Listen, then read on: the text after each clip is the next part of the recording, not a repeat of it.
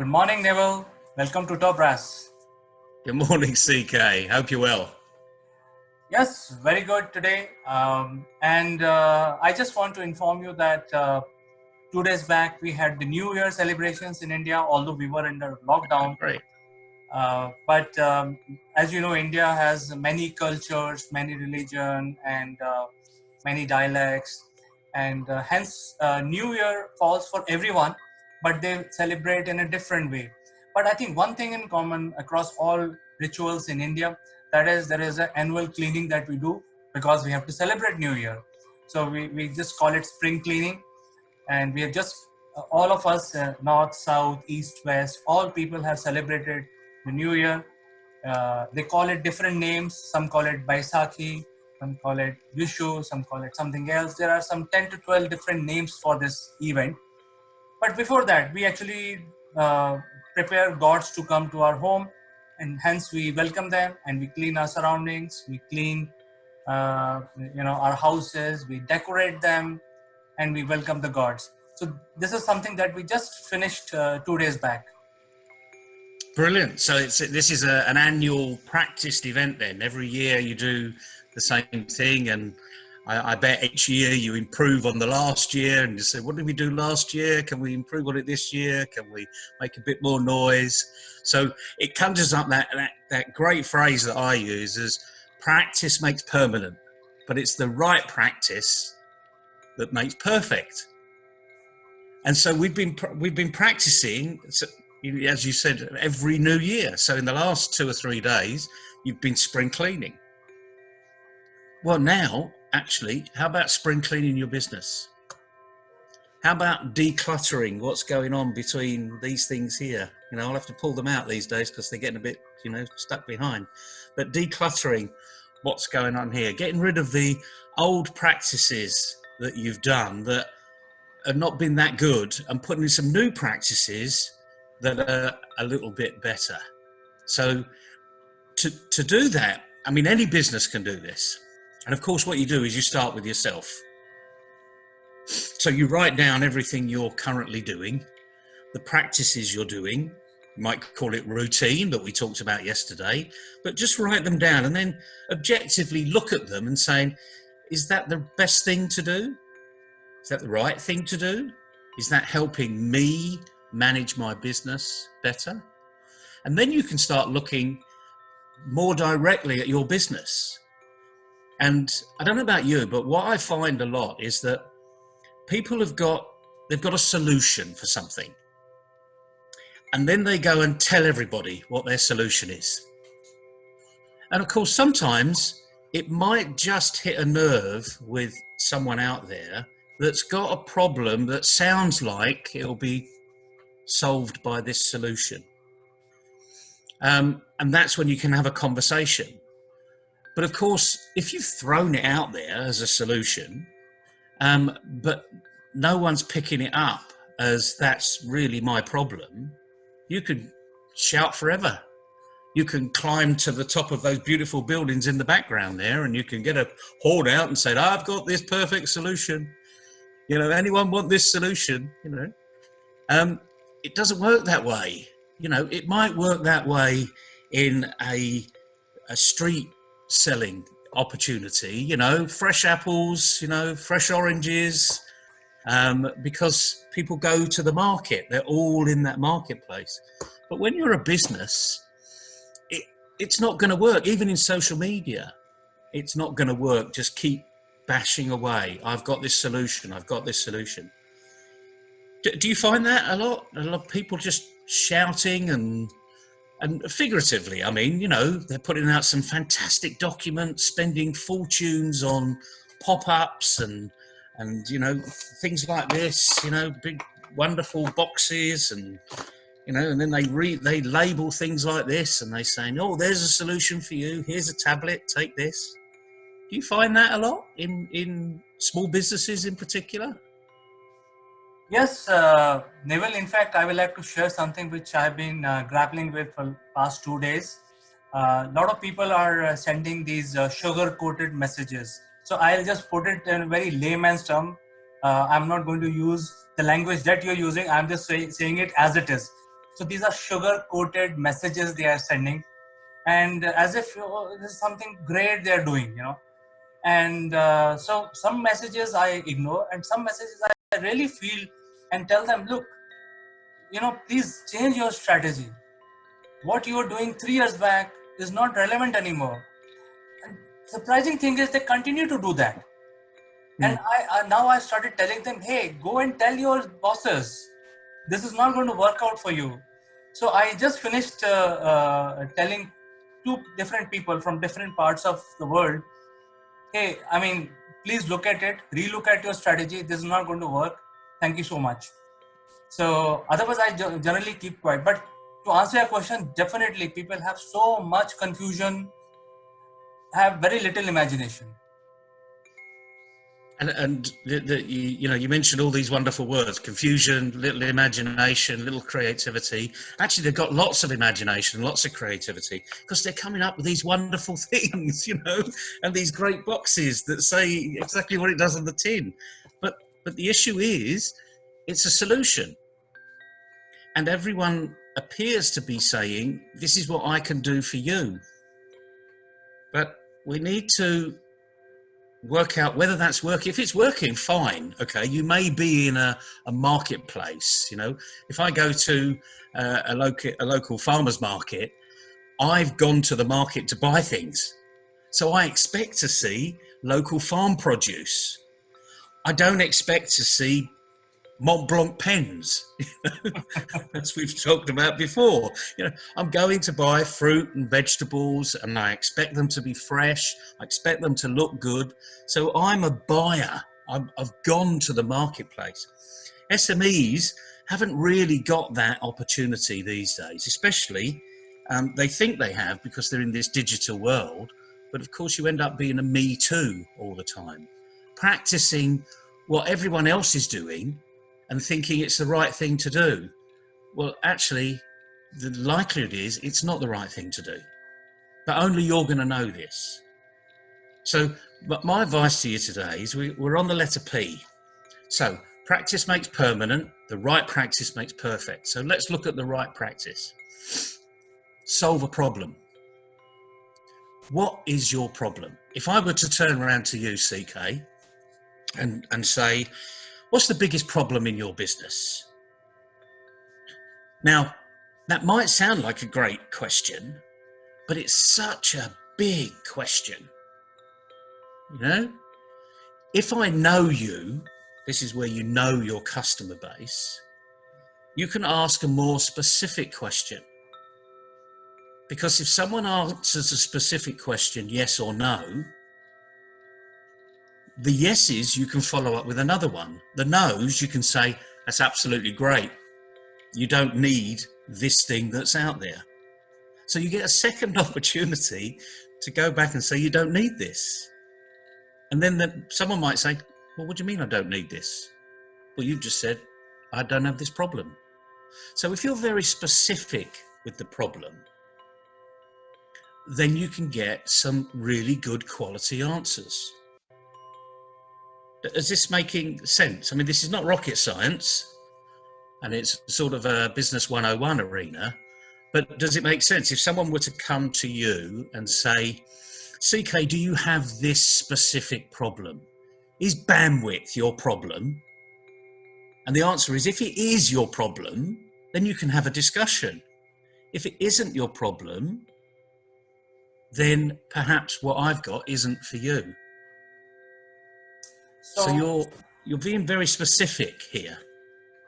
Yes. For instance, I get these emails and certain messages on my profile saying that, hey, do you need leads? Right? Now, who doesn't require leads? Exactly. Yes, of course I need leads. Give me more leads. I can handle more leads, not a problem. Yeah, but I think these people who are sending such messages should also know that the person who's getting these the recipient, like a person like me, I'm in this business for zillion years. I know how leads are generated, what effort goes into it, and then in the end, what is the result we get? So if you put in XYZ efforts, you get ABC results. So it's a very mathematical situation. So when you say, hey, do you need leads? So my next question, definitely it's opening up a question and answer session, and you Yeah. say, what kind of leads, right? Instead of saying, hey, do you need leads? They can be more specific to basically engage with me. They can say, hey, do you need leads from banks for banking solution? So it's very specific. Then I know exactly I can engage with this person. Maybe I don't have that requirement, but I can ask him, hey, do you have leads in ERP as well? So that is a leading question, which people don't do. They're still seeing, I'm very surprised with the professionals of today. I'm getting those messages which people were sending 10 years back. And I am thinking, what kind of professional these are? They are not learning at all. They're just blindly, hey, this guy so and so, send him this fabricated message. Hey, do you need leads? Hey, do you need that? I don't think that is going to work anymore. Well, the interesting thing is, it probably does work with because the market is growing all the time. We're in the corona arena. People are dying. People are being born. More people are dying, sadly, because of corona. So we've been very focused on this corona issue. So that's the problem. But like anything else, if you focus on that particular problem, at least you get an opportunity to have a good discussion and a good answer.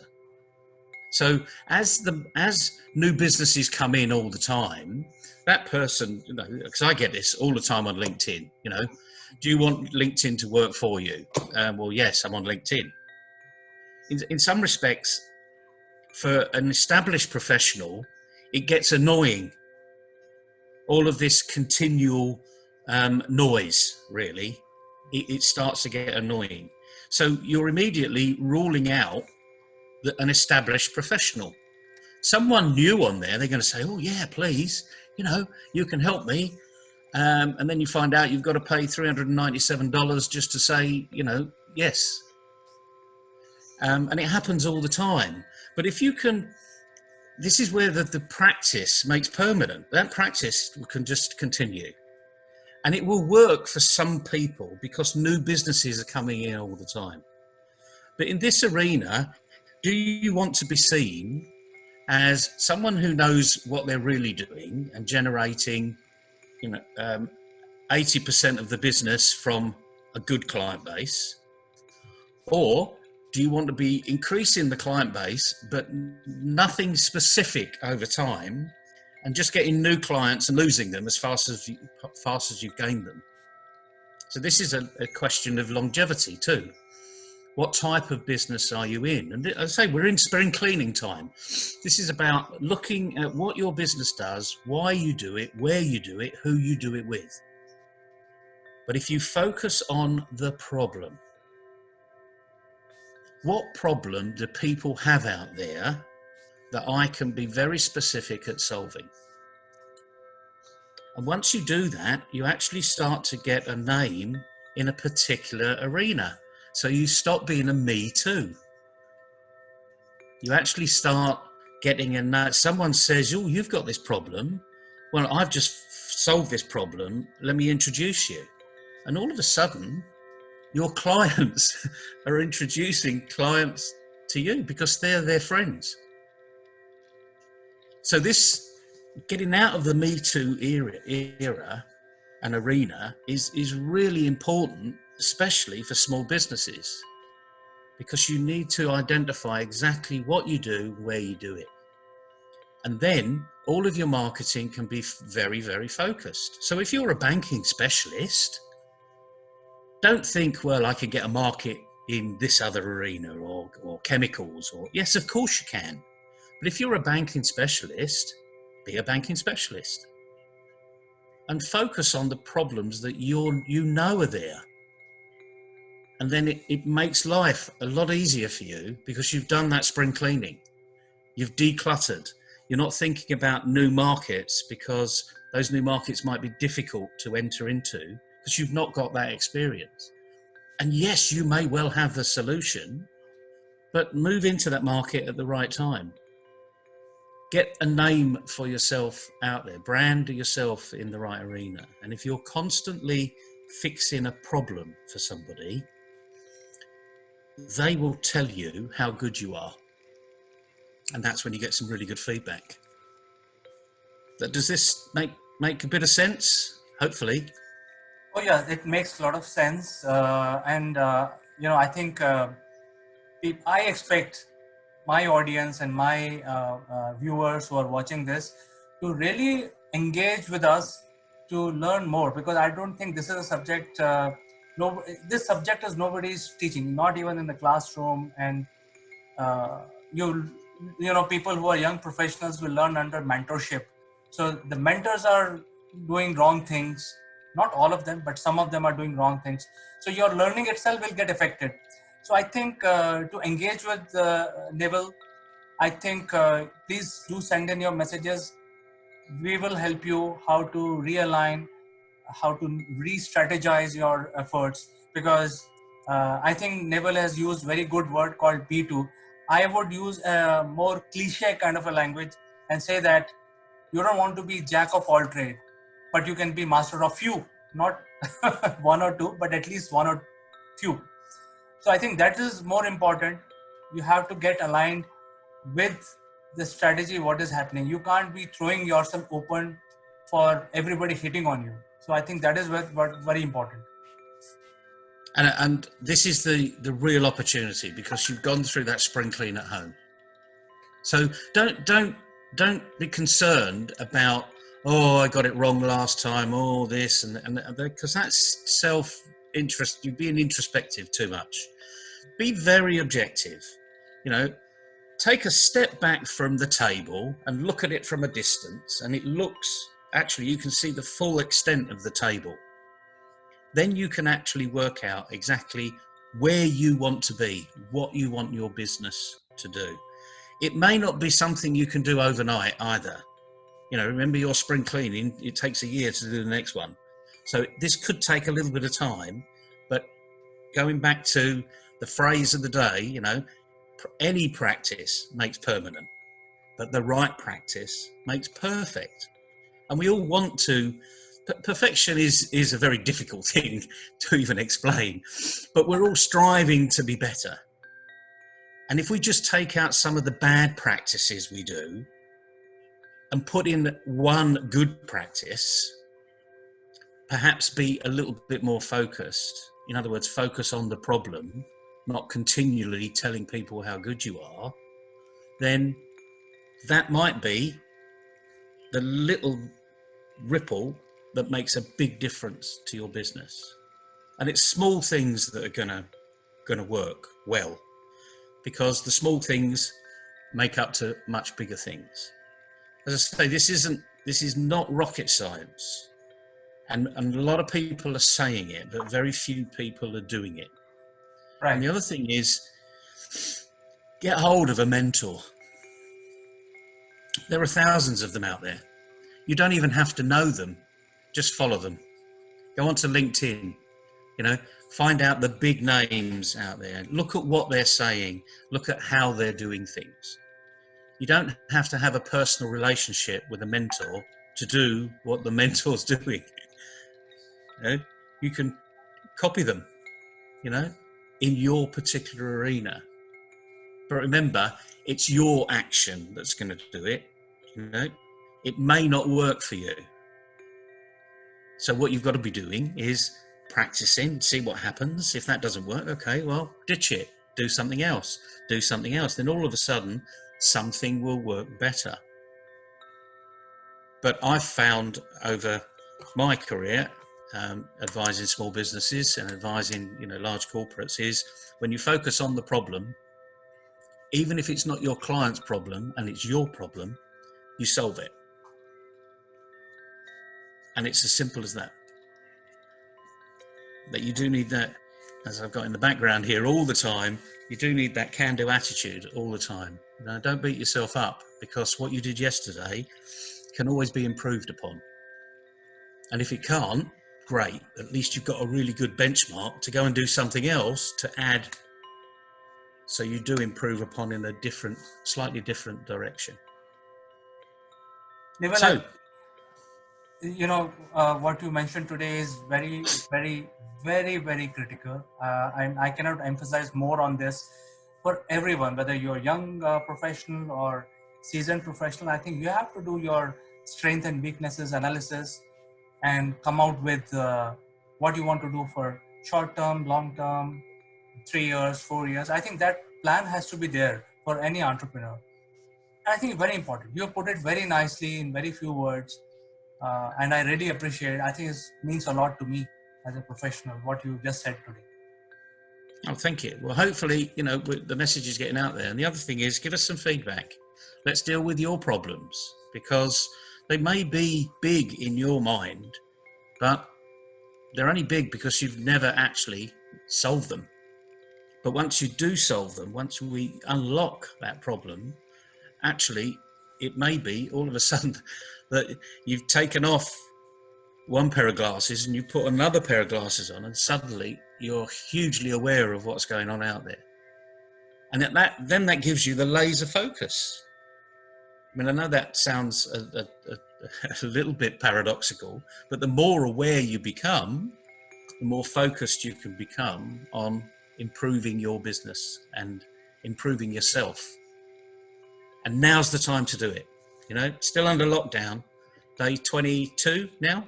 Is that right? 22, yeah. And the rest of the world is under some form of lockdown as well. So take the advantage now, do the right things today, and tomorrow's going to be much better. Always a pleasure speaking with you, CK. Tomorrow's day 23. And the letter Q. That's going to be an interesting one. That's going to be difficult. It looks like Q is difficult. Not too many things exist which starts with Q. We'll see tomorrow. Who knows? We'll see you tomorrow. Take care. High five.